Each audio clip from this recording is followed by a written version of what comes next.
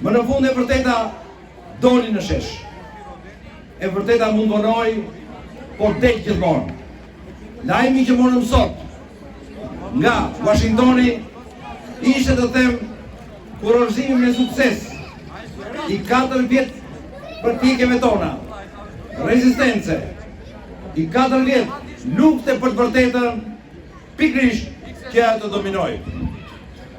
Dhe vërteta unë besoj gjithmonë që del, asnjë nuk mund të fshihet për gjithmonë, por i lumtur dhe krenar është ai që kupton që në fillim të vërtetën, është ai që lufton pa kompromis për të vërtetën, lufton pa asnjë ndërhyrje dhe pa asnjë lëkundje për një të vërtetë të madhe. Dhe ju jeni ndër ata. Ju jeni ndër ata të cilët keni qëndruar në këtë periudhë në krah të vërtetës. Do t'ju them vetëm diçka. A ju kujtohet pritje që keni bërë Sali Berishës këtu në momente shumë të vështira të tillë të Partisë Demokratike? Kemi qenë në të shesh.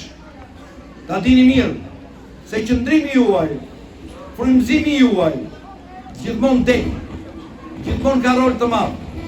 Gjirokastra dhe qarku i Gjirokastrës, ku ju keni një shpirt të madh demokratik, ka luajtur një rol të palëkundur dhe gjigant, pikërisht në këtë periudhë rezistence.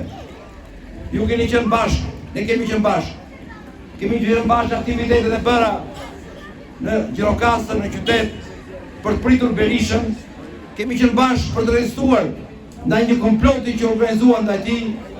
Kemi qenë bashkë për të mbrojtur atë që duhet mbrojtur, dhe unë mund të them me siguri se sot ne jemi krenar që ditëm qëndrojmë në anën e vërtetës, në anën e të drejtës, pa u lëkundur dhe pasi kompromis. Dhe roli juaj është i padiskutueshëm, shumë i rëndësishëm në të gjithë të proces.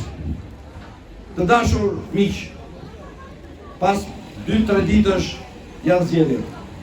Janë zgjedhjet ku shqiptarët me votën e tyre do të shirohen nga ky sekt. Nga ky sekt i cili e ka mbajtur prej 12 vitesh, të shtypur, të përbuzur në varfëri, duke detyruar të largohet. Nëse ka një shembull shtypje anti-njerëzore të bërë në Shqipëri këto vite, jeni ju. Është Nazarati. Është krimi i madh mbi Nazaratin.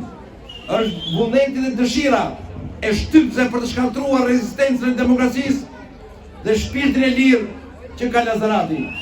Prandaj kërkuan ta masakrojnë, kërkuan ta përçutnojnë, kërkuan ta damkosin, por nuk arritën asgjë. Ja ku jemi të gjithë së bashku sonde. Krenar, të fortë dhe të vendosur në fitoren e datës 11. Të vendosur që së bashku pasaj, në qeverinë Berisha, të vënë në jetë programin ton për rindërtimin e Shqipërisë, për rindërtimin e Nazaratit, për mirëqenie dhe zhvillim të gjithë bashkë neve. Jeni të bindur që Nazarati do ketë një rol të rëndësishëm dhe nesër mbas fitores. Nazarati do jetë përsëri shumë i çmuar me qeverinë e re që do krijohet. Nazarati padyshim do të jetë here një simbol jo vetëm i rezistencës, por edhe i ndërtimit të Shqipërisë dhe i kthimit në Shqipëri të trimëve, të fëmijëve që janë detyruar të largohen sot për të zhvilluar këtë vend të begat dhe për ta bërë atë me mirëqenie dhe absolutisht një vend i cili do të bëjë dhe bën të krenohen banorët e tij. Unë ju falenderoj të gjithëve. Nuk dua të zgjatem më tepër. Duhet të jap fjalën Almës, e cila do është kandidate për deputet e fshatit tuaj, e komunitetit tuaj, sepse do të them diçka.